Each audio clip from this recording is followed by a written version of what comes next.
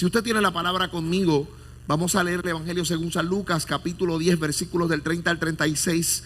Y hemos decidido utilizar esta mañana como tema la parábola del liderazgo al estilo de Jesús. Todo este fin de semana, y empezaremos repasando eso, hemos estado enfatizando la importancia que tiene la figura de Jesús.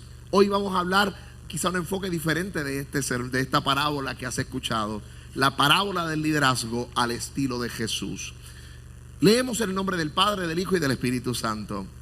Respondiendo Jesús dijo: un hombre descendía a Jerusalén, a Jericó, y cayó en mano de ladrones, los cuales le despojaron e hiriéndole se fueron, dejándole medio muerto. Y aconteció que descendió un sacerdote por aquel camino y viéndole pasó de largo. Y asimismo un levita, llegando cerca del lugar, viéndole, pasó de largo. Pero un samaritano que iba de camino vino cerca de él y viéndole fue movido a misericordia. Y acercándose, vendó sus heridas, echándole aceite y vino y poniéndole en su cabalgadura, lo llevó al mesón y cuidó de él. Otro día, al partir, sacó 2 denarios y los dio al mesonero y le dijo: cuídamele, y todo lo que gastes de más yo te pagaré cuando regrese. ¿Quién pues de estos 3 te parece que fue el prójimo del que cayó en manos de ladrones? Qué buen maestro Jesús. Esta mañana esta pregunta ya nos deja un desafío. Literalmente, ¿cuál es la gente que está comprometida a hacer una diferencia llevando el mensaje de Jesús? ¿Qué tal si usted le toma la mano a la persona que tiene a su lado para orar? Vamos a ponernos en comunión, en sintonía, pedirle al Señor que nos hable, que nos continúe hablando, porque desde que te levantaste, desde que llegaste, Dios ha tenido una palabra de bendición y gozo.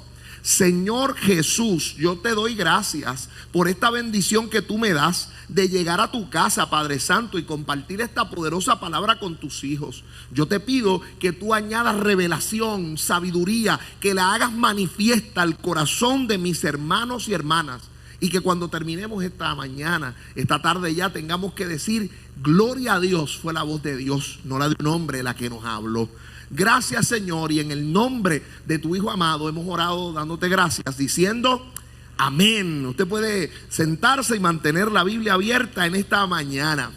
Durante este fin de semana hemos estado hablando de liderazgo. Vinimos a equipar a los líderes con el tema provisión, pero Dios nos dio la experiencia de centrarnos en la figura de Jesús. Lo primero que hicimos es retarlos. Hablamos que la diferencia que tiene entre ser un mero cristiano a ser un discípulo de Cristo es la palabra compromiso, que era como la fábula del cerdo y la gallina. Ya los que estuvieron ahí pues conocerán la historia. También hablamos que un discípulo tiene que estar centrado en el modelo de Jesús, que los que gobiernan el mundo se enseñorean de las naciones, pero las personas que literalmente aman a Jesús sirven. El modelo mundo, poder. El modelo del reino, servir. Y terminamos hablando de la importancia que tiene esa búsqueda de la vida espiritual para nuestra familia, de una familia que quiere ser discipulada al estilo de Jesús. Y hoy, cuando uno se acerca al Evangelio, uno puede acercarse a la Biblia para conocer la vida de Jesús, y puede hacerlo por 5 carriles. Si usted quisiera estudiar la vida de Jesús en los Evangelios, hay 5 pistas que usted puede utilizar para acercarse. La primera de ellas es mirar a Jesús por sus sanidades. Vamos, los que Jesús sanó fueron muchos milagros. Por ejemplo, mencióneme algunos de las sanidades que hizo Jesús. ¿A quién sanó? Al leproso. ¿A quién más? A la suegra de Pedro, ¿verdad? Mire, cuando usted empieza, hay muchísimos que podemos mencionar de aquellos lugares que Jesús sanó gente, hizo cosas extraordinarias. Cuando uno evalúa los milagros de sanidad de Jesús, uno se da cuenta que las personas que Jesús sanó, por lo regular los relatores no toman el tiempo de decirnos el nombre. Salvo Bartimeo, que posiblemente era el hijo de Timeo, o nos da la relación de procedencia. ¿Sabe lo que Jesús hace cuando sana a alguien? Lo primero, le devuelve la oportunidad de valerse por sí mismo. Porque el mensaje de Jesús viene a levantar y sanar a la gente, aleluya. Lo segundo que hace es darle la oportunidad de que se conecte a la comunidad. que puede volver a pertenecer. Aquella que tenía el flujo de sangre ya no tenía que estar avergonzada. Aquel que estuvo todo el tiempo paralítico cogió el lecho y comenzó a andar. Aleluya. Otro carril por el que uno se acerca a Jesús son las grandes liberaciones que hizo. ¿Cuál es el liberado más importante de la Biblia? Vamos. Le voy a decir, pastor, esta gente sabe Biblia aquí en esta casa. Bueno predicar aquí. El gadareno, alguien que vivía en los sepulcros, Dios lo libertó. La tercera vía por la cual nos podemos acercar a la vida de conocer a Jesús fue por la resurrección de muertos. ¿Cuáles fueron los muertos resurrectos por Jesús más importantes? Lázaro. Oye, pastor, esto sigue bueno. Lázaro, la hija de Jairo, el hijo de la viuda de Naín. Estos son literalmente momentos donde el poder de Dios se manifiesta y se levanta. Y podemos conocer más de Jesús si estudiamos sus resurrecciones. La cuarta vía son los milagros que Jesús hizo sobre la naturaleza. ¿Cómo cuáles? Él abrió ¿qué? Caminó sobre las aguas. Multiplicó los panes y los peces. Calmó la tempestad. Hizo tantas cosas. Pero la vía más interesante y la que más nos revela sobre cómo conocer a Cristo es la vía de su enseñanza, y se da por sus sermones y sus parábolas. Y hoy lo que yo he escogido para predicar es la parábola del buen samaritano. Y es que Jesús enseñaba mediante parábolas. Una tercera parte de lo que Jesús nos enseñó lo hizo a través de parábolas.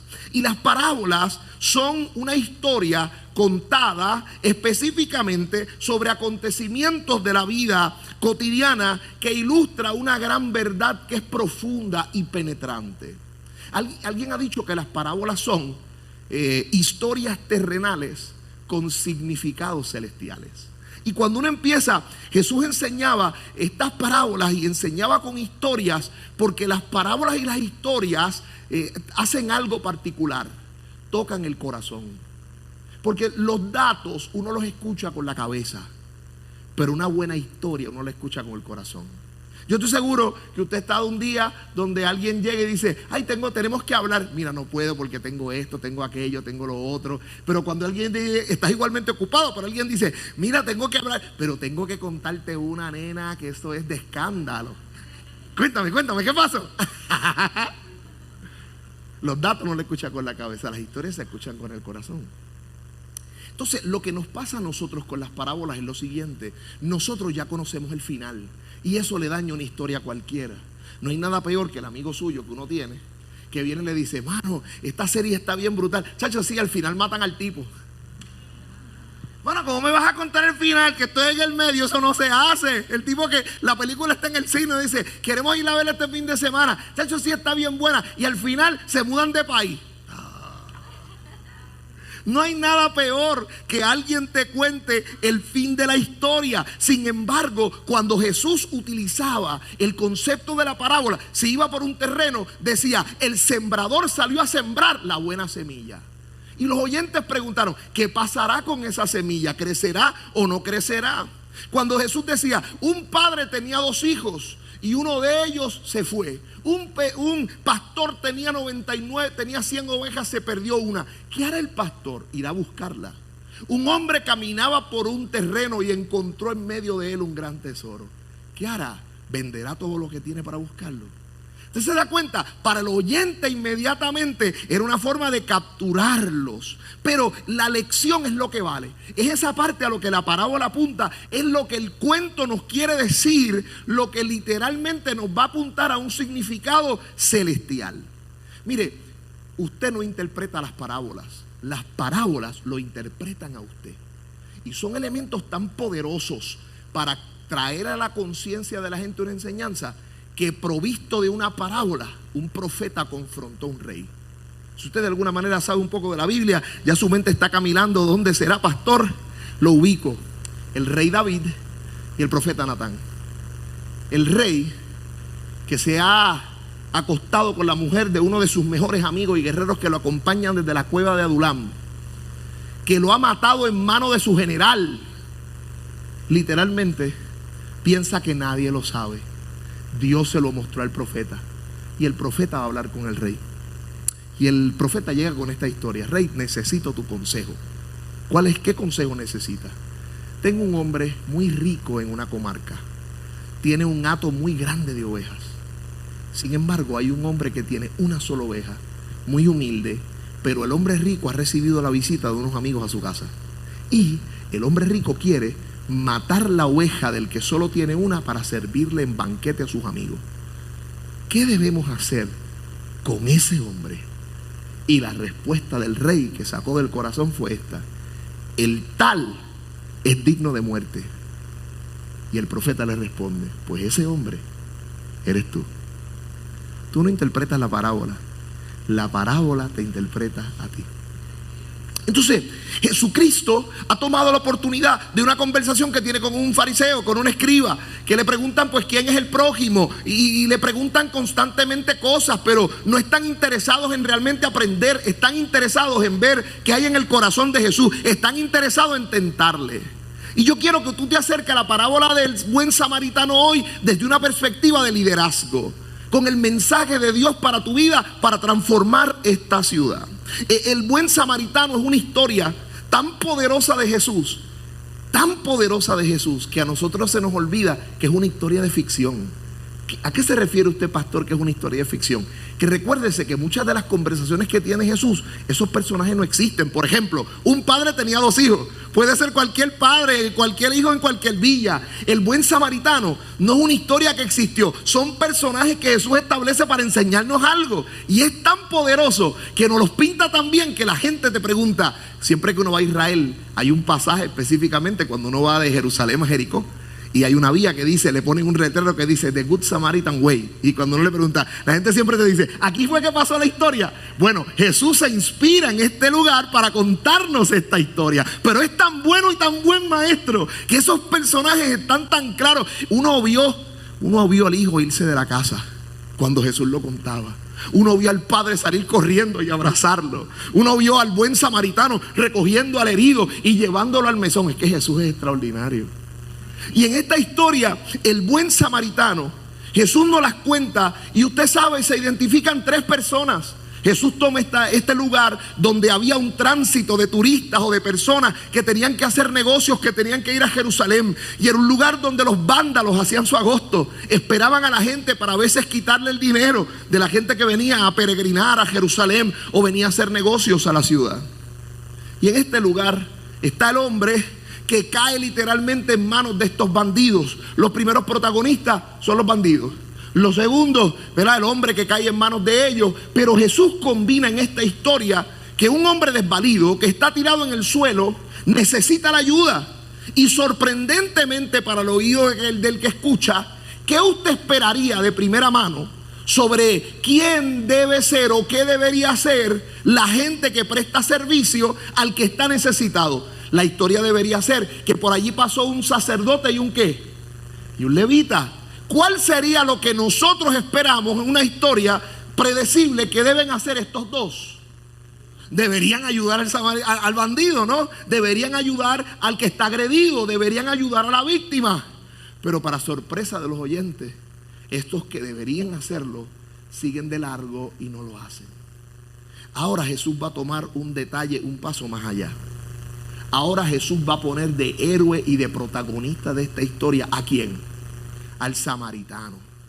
¿Cuál es el problema con esto? Que usted sabe, ya ha leído la escritura. Llegamos al evangelio de Juan, y cuando Jesús va y conversa con la samaritana, nos hace falta decir que era necesario que Jesús pasara por allí, porque un judío evitaría tomar Samaria para llegar a Jerusalén. Posiblemente un judío no tocaría o trabajaría con un samaritano, porque judíos y samaritanos no se llevaban entre sí. Ese bochinche viene del Antiguo Testamento, desde que los reinos se dividieron. O sea, no lo podemos contar aquí, pero había específicamente una separación cultural, una separación de inclusive menosprecio. El judío miraba por encima del hombro al samaritano. Entonces ese es el que Jesús usa como protagonista de esta historia. Lo pone en el centro. Y ese que es, tú sabes, el borrachón de la esquina, ese, el que tiene tal vez una vida de escándalo, dudosa, ese de una comunidad de diversidad sexual, ese es el protagonista de la historia que Jesús usa para decir esto es lo que hay que hacer. Que Jesús es arriesgado, de Jesús se la trae, de Jesús es provocador. Entonces lo está escuchando el fariseo, lo está escuchando el escriba, y le dice, y este samaritano, ¿sabe lo que hizo? No solamente se detuvo, ya eso era misericordioso, curó sus heridas en el camino, lo montó en su cabalgadura, lo llevó al mesón, pagó sus gastos y al volver le dijo al mesonero: si algo gasta adicional, ponlo a mi cuenta que yo lo pago. Y entonces Jesús le pregunta al escriba: ¿quién tú crees de estos tres que hizo un buen trabajo? Obviamente tiene que concluir que el samaritano. Y Jesús le dice maestralmente: tú sabes, touché, pues ve tú y haz lo mismo. Ahora, pastor, ¿por qué usted ha llamado esta parábola del liderazgo al estilo de Jesús? Porque en esta historia del buen samaritano, Jesús identifica tres enfoques en la vida de aquellos que le siguen. Tres maneras o tres actitudes en las cuales usted y yo nos podemos acercar a la vida en Cristo y al discipulado en Cristo Jesús. La primera perspectiva, diga conmigo, la perspectiva de los ladrones. ¿Sabe cuál es la perspectiva de los ladrones? Para aplicar esta historia a mi vida: te quito lo que tú tienes. Que hay mucha gente así. Yo no estoy hablando que la gente va intencionalmente a robarle a otro, aunque hay gente que vive de eso. Pero yo me refiero a la perspectiva de las personas que viven siempre teniendo la oportunidad de dar, quitándole al que tiene. Esa persona que siempre está detrás como la oreja, detrás del cachete. O sea, siempre está detrás del pedir, del que le den, del mantengo, del sostén. Él es el que está siempre para Sandame, pero nunca está para Santoma. Es la persona que, pudiendo producir, no produce, sino que depende. Es alguien que siempre vive la vida como en un presupuesto de suma cero. Que si me dan a mí es porque le quitan a alguien, o porque yo no te doy de lo que tengo, porque si te doy de lo que tengo, pierdo. Y tengo noticias para ti: así no se representa el reino de Dios y así no llegarás muy lejos. La vida que Jesús nos planteó no es una vida miserable, es una vida abundante. Jesús dijo: yo he venido para que tengan vida y esta vida la tengan en abundancia. El reino de Dios nos provee para ser personas abundantes. Y yo no estoy hablando solamente de dinero, estoy hablando de amor por tus relaciones, estoy hablando de sembrar al que no tiene, estoy hablando de ofrendar al que necesita, estoy hablando de que te involucres en la vida de los demás. La perspectiva de los ladrones es una perspectiva limitada, porque literalmente está pensando siempre en quitar lo que otro tiene. En el reino no se opera así. Para crecer en el reino hay que dar. Para sembrar en el reino hay que desprenderse. Para ser grande, dijo Jesús, tienes que ¿qué? Ser el servidor. La segunda perspectiva, yo le llamo la perspectiva del sacerdote y el levita. ¿Sabe cuál es esa perspectiva de liderazgo? Retengo lo que tengo. Teniendo para dar, no tengo la capacidad de involucrarme en la vida de alguien más. Mire, mis hermanos, a veces en nuestra vida el Señor ha puesto ya suficientes recursos para hacer la diferencia. Pero el problema es que mucha gente vive reservando lo que tiene. Retengo lo que tengo.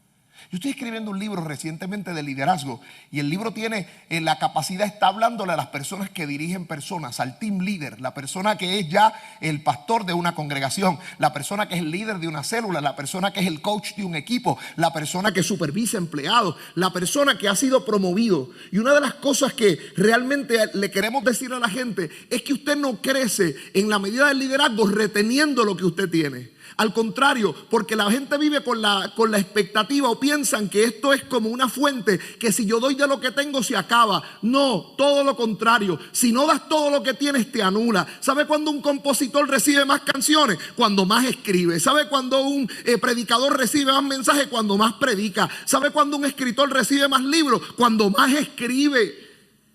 No es reteniendo tu mejor esfuerzo que vas a lograr hacer transformar las cosas. No, es dándote por completo. Es metiéndole el brazo a esa relación. Es metiéndole el pecho a ese problema. No es reteniendo lo que tienes. Es literalmente gastando el tesoro. Entonces la perspectiva del líder que tiene para dar. Estos dos son los sacerdotes y los levitas. Estos dos son los que representan al reino y viven reteniendo lo que tienen. ¿Sabe? El Señor nos puede pedir cuenta, porque si no nos interesa el dolor de las comunidades que están cercanos a nosotros, somos como los religiosos que Jesús planteó. Nos tiene que importar el destino de Tampa. nos tiene que importar lo que pasa en la ciudad. Nos tiene que tener el dolor de los hermanos y las comunidades aquí representadas. Porque aquí está, estamos en Estados Unidos, pero aquí está Venezuela sentada, aquí está Puerto Rico sentado, aquí está Dominicana sentada, aquí está Colombia. Nuestras iglesias están comunicadas o centradas, están interconectadas a una realidad más amplia de lo que pasa en el templo. ¿Sabe? Porque hay muchas personas que a veces no quieren ser parte de nuestra congregación porque nos han visto como los levitas, que pasamos por el medio de la necesidad, pero no nos interesa hacer algo por ella. Y el Señor te está preguntando en esta hora, ¿cuál es el lugar donde hace falta que la veta y el aceite que hay dentro de ti se consuma?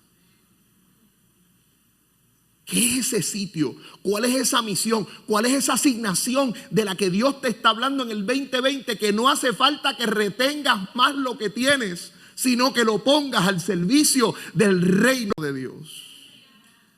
En este país la gente se hace un rehén del trabajo. El trabajo tiene a gente de rehén. Yo no digo que no hay que trabajar, pero no puedes secuestrar tu vida. No puede ser la razón por la cual tú no maximices el depósito del aceite y de la lámpara que hay dentro de ti. No, Dios nos está llamando. Este 20 es tiempo, es un año de visión perfecta, es un año de alcance. Yo creo que es un año de evangelismo. El año ha empezado. Si yo pudiera de alguna manera principalmente hacer con el 2020 algo como uno hace con los artículos que son limón o que salen dañados, yo lo devolvería, dame otro. Porque en 20 días o menos de 20 días nos han pasado en Puerto Rico. Porque no damos para atrás y empezamos otra vez a ver si nos libramos de esto, ¿no?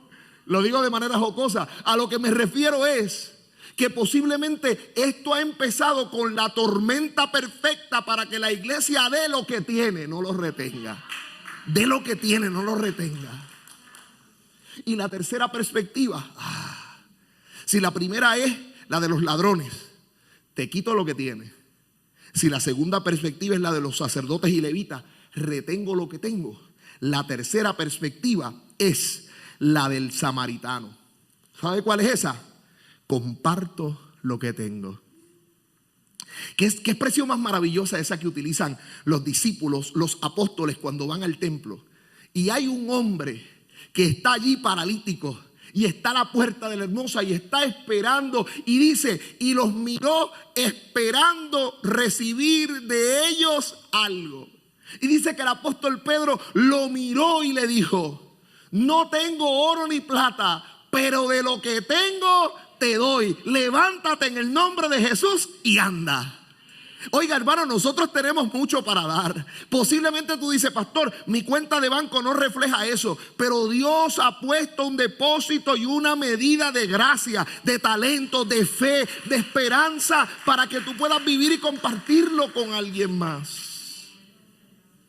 Los grandes retos, yo creo que los grandes avivamientos de la iglesia, las grandes tareas, las grandes misiones, nunca se construyen por lo regular en los tiempos de abundancia. Los retos y las crisis se dan en los tiempos donde hay necesidad, en los tiempos donde alguien no había, en los tiempos donde nadie apostaba por algo. Yo le exhorto a que usted lea las historias de las grandes personalidades del mundo que han hecho grandes empresas significativas. Por lo regular, y les recomiendo un libro, hay un libro que se llama Mi primer millón, de Charles Albert Poissant y Christian Godefroy. Y él lo que hace es contar las historias de personas que llegaron a hacer empresas extraordinarias. Y un factor o denominador común de todos estos casos, Walt Disney, JCPenney, Sam Walton, es que todos ellos estuvieron en quiebra antes de poder hacer algo extraordinario. Pero si el indicador de compartir o dejar de dar o dejar de atreverse o dejar de emprender hubiese sido solamente ver el resultado económico o el estado financiero para determinar su realidad, no estarían donde están. Hoy el Espíritu Santo te está diciendo, tu cuenta de banco no puede determinar tu destino, tu futuro. Lo que está pasando hoy en tu casa no puede ser el impedimento para que Dios haga algo, porque Dios con dinero o sin dinero lo va a hacer, porque Dios contigo o sin ti lo va a realizar.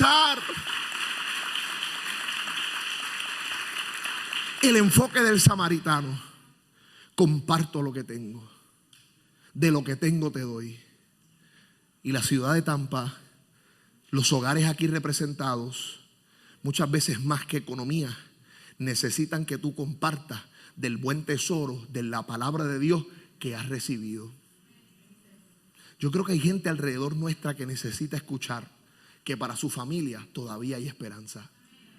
Que para el revolú, para el caos, para el desorden en que vivo, todavía hay una linda oportunidad. De estos tres, Cristo nos señala que el samaritano nos comparte la perspectiva de vida correcta. Y quiero compartir contigo, para ir entrando a la parte final, tres importantes marcadores o tres enfoques bíblicos, tres dimensiones que yo veo en esta historia que deben aplicar para nosotros como líderes del reino. La primera instancia es que el líder es un siervo de Dios. En el Nuevo Testamento, Pablo se identifica y Santiago abriendo sus epístolas diciendo: aquí está o les saluda siervo de Dios, pero no siervo de Dios como un título que le damos hoy como cierto caché. Aquí está el siervo de Dios. No, la palabra siervo, la palabra dulos que usa es la palabra esclavo. Esa debería ser el concepto. Aquí está el esclavo de Cristo. ¿Qué pide Jehová de ti, tu Dios? Dice Moisés hablando al pueblo. Sino que sirvas a Jehová tu Dios con todo tu corazón y con toda tu alma. El concepto de lo que el samaritano nos presenta es que ante la obra de Dios, usted y yo somos siervos. ¿Qué hace el siervo? Hacer lo que su Señor le manda.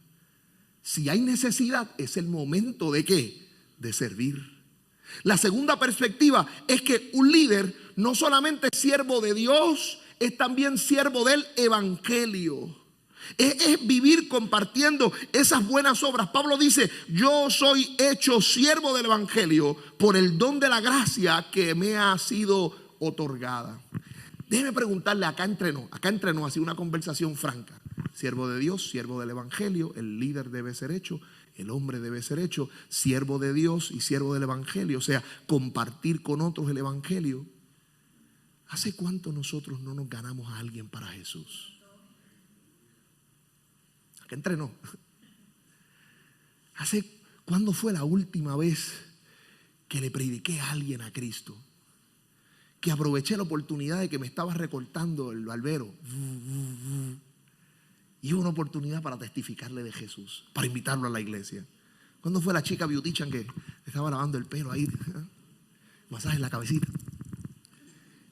Y te contó un problema y tú decidiste tener la oportunidad de hablarle de Jesús y tuviste que llevártela para el cuarto y ella dijo: dame un break ahora, y ministraste por ella y le diste una palabra de esperanza.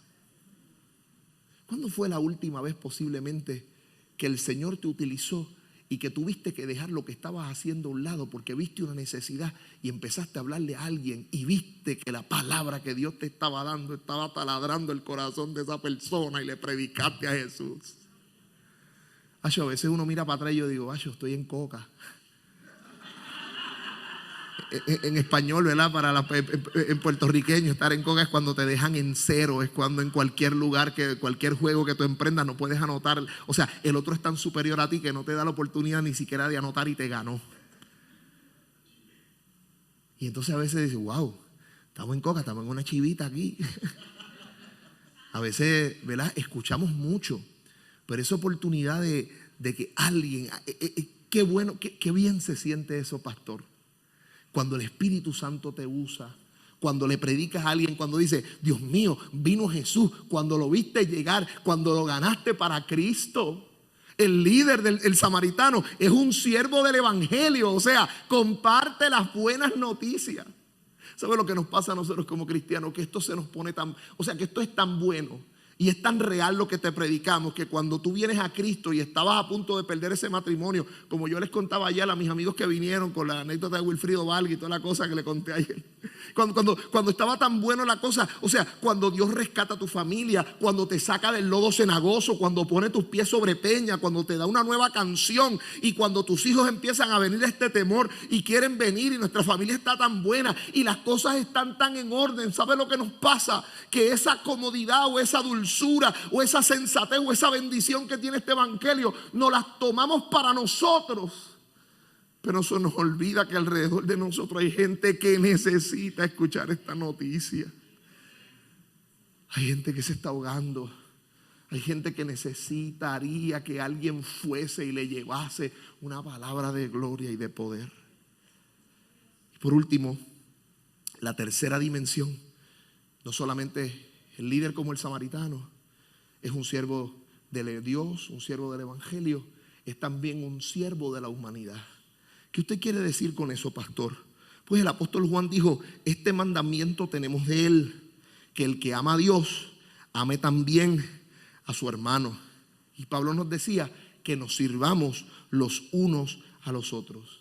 Esto no me lo invento yo. ¿Sabe que Jesús de Nazaret, cuando se paró en la sinagoga de Nazaret y tomó el rollo, Lucas capítulo 4, 18 y 19, él dijo eso? Dijo: el Espíritu del Señor está sobre mí, siervo de Dios. Por cuanto me ha ungido para dar buenas nuevas, siervo del evangelio. ¿Y para qué? Para dar buenas nuevas a los pobres, a sanar a los quebrantados de corazón, a pregonar libertad a los cautivos, a los ciegos a darle vista y a poner a los oprimidos en libertad, siervo de la humanidad. No está completo el ciclo de nuestro mensaje si no hay entrega, si no hay compartir, si no hay compromiso. El evangelio, el cristianismo no es una religión de ermitaño. La cruz tiene dos travesaños, uno vertical, o sea, usted tiene que tener comunión con Dios. Qué bueno que estás en tu casa, qué bueno que estás orando, qué bueno que sirves al Señor, qué bueno que le has conocido, qué bueno que tu familia tiene una tradición de conectarte con Dios. Pero la cruz se completa cuando se extienden los brazos. Este otro travesaño, el que te extiende a la comunidad, el que te extiende a los hermanos, el que otra gente que no eres tú puede dar testimonio de tu fe. Yo les dije que iba a reservar este reto final o este segmentito final para la juventud. Anoche oramos por ello, una oración poderosa, hermano. El tiempo final se metió Dios, tú sabes, cuando nos metimos en esa orilla, mire, nos salimos todos y nos metimos en esa esquinita ahí, estaba caliente ese lugar. Y dijimos: vamos a pasar a los jóvenes aquí. Y los pasamos todos en el centro. Y empezamos a declarar sobre ellos, los rodeamos. Y la gente estaba gritando palabras de bendición, diciéndoles que serían Danieles de este tiempo. Y luego se salieron y entraron los hombres. Y ahí también fue un tiempo poderoso. Y salieron los hombres y llegaron las mujeres. Wow, fue una cosa tremenda. Y el pastor le decía: mañana vamos a celebrar, mañana vamos a tener un tiempo de reto y de exhortación. Yo vine a traerle una palabra de reto esta mañana en el nombre de Jesús, para conectarnos con lo que el Señor nos está dando. Estas estrategias que Dios está poniendo en la mente del pastor, estos 21 días de oración, estos 40 días en las casas, ¿son para qué? Son oportunidades para que nosotros podamos hacer como el buen samaritano, no para ser como el líder religioso que se va a quedar solamente con los 40 días para su casa. No, el Espíritu Santo te va a empezar a inquietar con algún compañero, algún amigo, alguien que necesita ser parte de ese reto, alguien que necesita escuchar la palabra. Alguien lo necesita más que tú. Y el Señor te va a retar a esa oportunidad. Y yo quiero hablar a los jóvenes en esta hora. Todos los jóvenes que están en universidad, que estén en high school, o adultos, ¿verdad?, que están en ese espacio de juventud, de criar, de trabajo, aunque no estén en la universidad, pero son jóvenes, quizás hasta los 26, 27 años. ¿Por qué no se ponen de pie, por favor? Vamos. Tenemos un grupito aquí. Young people here. Adolescentes de la escuela superior, de esas cosas. Están allá, están ahí. Déjame verlo, quédense de pie. Mira qué preciosos son estas princesas y estos caballeros aquí. ¿Por qué no les damos un aplauso a estos muchachos? Esta es la crema de la crema, esta es lo mejor de Bahía Vida. Lo mejor de Bahía Vida está de pie, señoras y señores. Mira, pero ella hasta quedó sentado, usted también, porque usted es un adolescente también ya. Mira, si hay gente ahí, chacho. Mira, está también. Mira, y ahí también. Oye, pero el punto que ¿por qué se le pide usted también? Sí, están ahí. Te los besos. Oye, eso es una cosa increíble. Ya cuando uno está en 6º grado, ya uno está en middle school. Wow, eso es como que, my God, uno le tiembla las rodillas. Yo quiero terminar esta mañana diciéndoles que la palabra del liderazgo al estilo de Jesús también aplica a ustedes. Es el tiempo y el momento de ser como el buen samaritano. Y les he dicho que no está solamente completo con estar, con venir. Está la parte de compartir lo que se tiene. No es solamente quitarle a otros, no es solamente retener lo que tienes, la actitud del samaritano es comparto lo que tengo. Y hay una carga muy fuerte en mi corazón para que la juventud de esta ciudad, para la juventud de este país, pueda compartir lo que tiene. Porque a veces parecería que las tinieblas se comen a la luz. Déjeme contarle esta historia, ya que usted está de pie, y regalarles el versículo que traje para ustedes. Una vez un cucubano, ¿saben lo que es un cucubano? Esos insectos que de alguna manera tienen la capacidad de producir luz. Las luciérnagas es otra palabra. Si no, pues googleelo. Específicamente los cucubanos, las luciérnagas, son unos insectos que producen luz. Y literalmente esta luciérnaga, este cucubano, está volando en medio de la noche y pasa muy cerca de una serpiente que comienza a perseguirlo porque quiere comérselo. Y el cucubano empieza a volar y la luciérnaga y la serpiente le sigue. Y el cucubano acelera la velocidad y la serpiente le sigue. Y ha tratado de escapar a la serpiente durante 3 días. Pero el cucubano está tan exhausto que ya no puede más y decide detenerse para entregarse ante la persecución de la serpiente. Y esta es una fábula. Ayer aprendimos que en la fábula los animales hablan. Y el cucubano le dice a la serpiente: ya que me vas a comer y quieres estos problemas, ¿te puedo hacer 3 preguntas? Y la serpiente dice: bueno, yo no suelo darle estas concesiones a la gente que hago parte de mi pirámide alimenticia, pero pues sí. La primera pregunta que hace el cucubano es: yo soy parte de tu cadena alimenticia. Y la serpiente le dice, pensándolo bien, no. Y cuando espérate, la segunda pregunta. ¿Yo te he hecho algo para que me persigas? No. Ay, espérate, me falta la tercera. Pero si yo no soy parte de tu cadena alimenticia, decía el cucubano, y no he hecho nada. Y literalmente estoy aquí y no he hecho nada para ellos, para hacerte daño. ¿Por qué me quieres comer? ¿Sabe cuál fue la respuesta de la serpiente? Porque simplemente detesto tu luz. A veces brillar y hacer la diferencia activa el desprecio de tus compañeros. A veces hacer lo correcto activa que la gente nos persiga. A veces brillar con la luz del evangelio. Hay gente que detesta tu luz.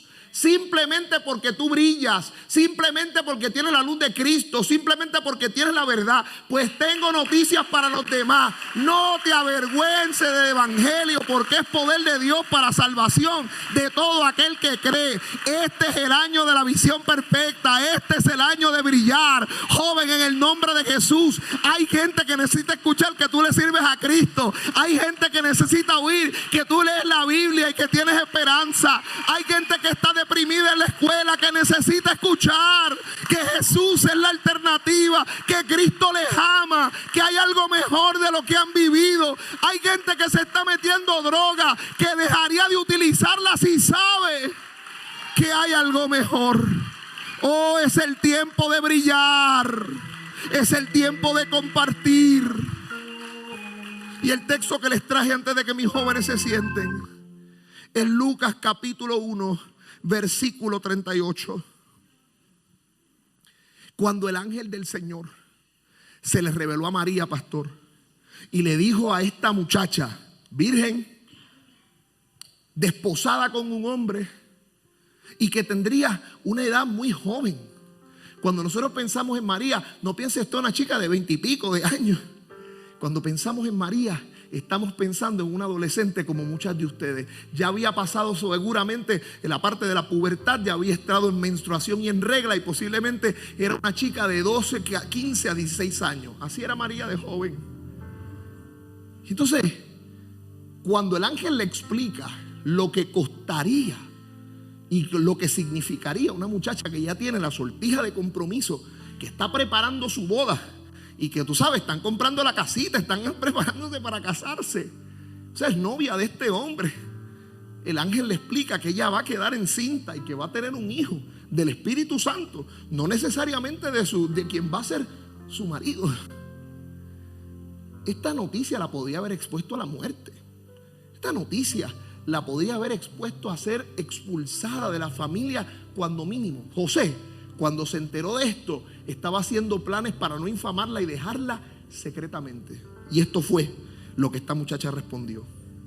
Lucas 1:38.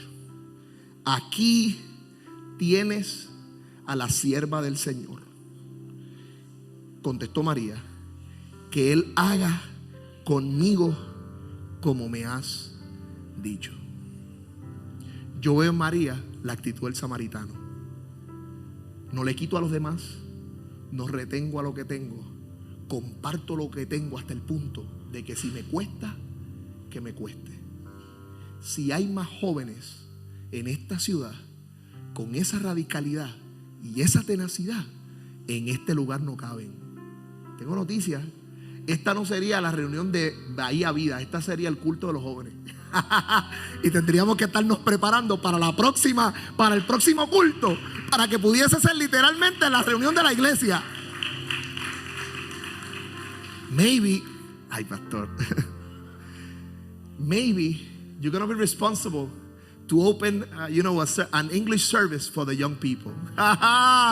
Posiblemente Dios nos va a meter en el pensar de cómo vamos a seguir con esta gente, y posiblemente Dios nos va a dar la oportunidad de que empecemos a trabajar algo en inglés para esta gente. Algo Dios va a hacer, tal vez nos va a cambiar. A lo mejor hay más pastor de lo que uno ha visto, a lo mejor los binoculares se están borrando, pero a veces uno empieza a mirar y Dios le empieza a dar y ver que más arriba, más adelante hay cosas tremendas que yo no he pensado.